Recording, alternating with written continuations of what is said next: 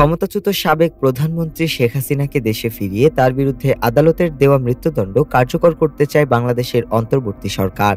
তবে গত বছর দেশ ছেড়ে ভারতে আশ্রয় নেওয়া হাসিনা এখনও নয়াদিল্লির একটি সেফ হোমে ভারত সরকারের অতিথি হিসেবে অবস্থান করছেন। দীর্ঘদিনের কৌশলগত মিত্র হওয়ায় ভারত এতদিন তাকে ফেরত দিতে অনাগ্রহী ছিল, কিন্তু মানবতাবিরোধী অপরাধে মৃত্যুদণ্ডের রায় হওয়ায় এই অবস্থান অনেকটাই বদলে গেছে।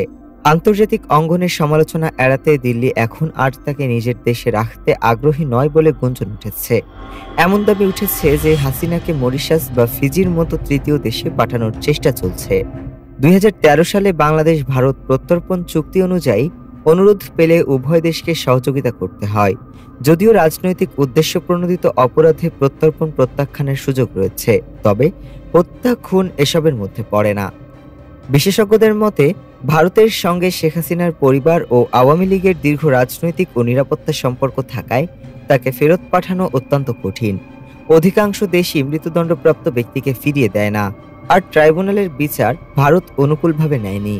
আইন উপদেষ্টা আসিফ নজরুল আইসিসির মাধ্যমে হাসিনাকে ফিরিয়ে আনার ইচ্ছা প্রকাশ করলেও বিশেষজ্ঞরা বলছেন আইসিসি মৃত্যুদণ্ড সমর্থন করে না এবং ভারত রোম সংবিধিতে স্বাক্ষর না করায় এ পথ কার্যত বন্ধ।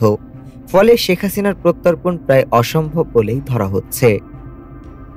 ডেস্ক রিপোর্ট, আজ বার্তা।